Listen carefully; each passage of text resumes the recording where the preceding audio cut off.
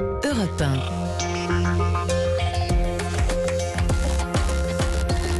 Les éditorialistes européens sont en studio. Oh bah non, Vincent Hervouet est à distance, mais c'est tout comme son esprit. Salam Dimitri, salam.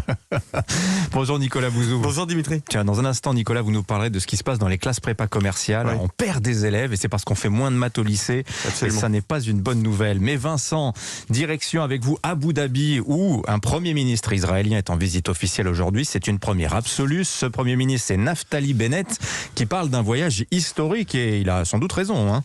Oui, il a raison parce que c'est vrai, c'est le couronnement de l'alliance forgée par Donald Trump, les fameux accords d'Abraham. Et puis Naftali Bennett a raison d'être lyrique parce que personne ne le sera à sa place. Les Émiratis ont accueilli discrètement le Premier ministre. La presse n'était pas conviée à l'arrivée. Il n'y a eu aucun communiqué officiel. Le régime émirati est prudent pour deux raisons. Une partie de la population reste hostile à la normalisation et c'est facile à comprendre.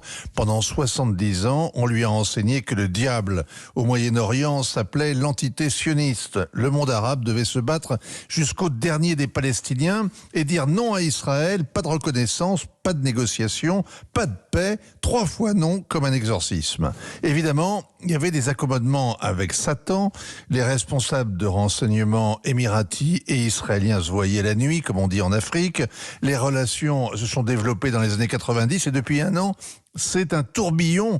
Les vols d'El Al sont pleins, les touristes débarquent, les banquiers aussi.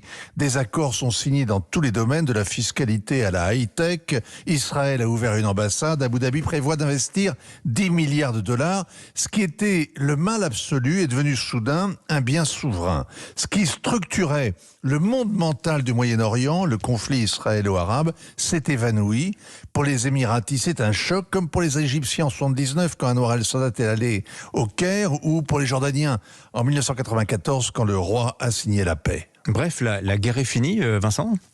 Parce qu'une autre est prête à commencer. Les pays du Golfe et Israël sont sur la même ligne de front face à Téhéran. Leurs intérêts vitaux sont en cause. Abu Dhabi est à moins de 100 km des gardiens de la Révolution et Israël est en tête de liste de leurs cibles à abattre. Cet ennemi commun les unit sous l'aile puissante des Américains. Au printemps, des B-52, les bombardiers stratégiques, ont survolé le Moyen-Orient avec une escorte de chasseurs F-15 israéliens, séoudiens, qataris. On peut difficilement étaler sa force en étant plus clair. Et c'est la deuxième raison qui pourrait expliquer la retenue de l'Émirat hier. On est à un tournant dans le bras de fer autour du nucléaire. Ça fait des mois, des années qu'on parle de l'heure de vérité dans ce dossier nucléaire iranien. Vincent, on hésite quand même à l'annoncer, hein. Parce que l'équipe Biden était pressée de négocier alors que les Iraniens jouent la montre. Ils palabrent sur l'ordre du jour, mais jamais en direct. Ils refusent le tête-à-tête avec la délégation américaine.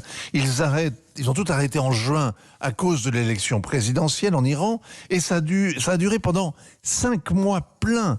Pendant ce temps, les centrifugeuses tournaient à plein régime et les inspecteurs de l'AIEA restent à la porte des installations sensibles. Bref, la désillusion aidant, l'administration démocrate s'est résignée à envisager autre chose. Le plan B. B comme boum, badaboum. Le G7 réuni hier à Londres dit que c'est la dernière chance de l'Iran de présenter une solution sérieuse. Washington fait savoir que les armées américaines, israéliennes, de Bahreïn et des Émirats arabes s'entraînent ensemble en mer Rouge. Les Iraniens ont visiblement compris le message. Hier, pour la première fois, ils se sont félicités de progrès à Vienne. On ne voit pas lesquels. Tout ce qu'on voit, c'est que les Émiratis rentrent la tête dans les épaules et que leur prince héritier va parler tout à l'heure de sécurité avec le Premier ministre d'Israël. Signature, Vincent Hervouet. Merci Vincent. 7h07.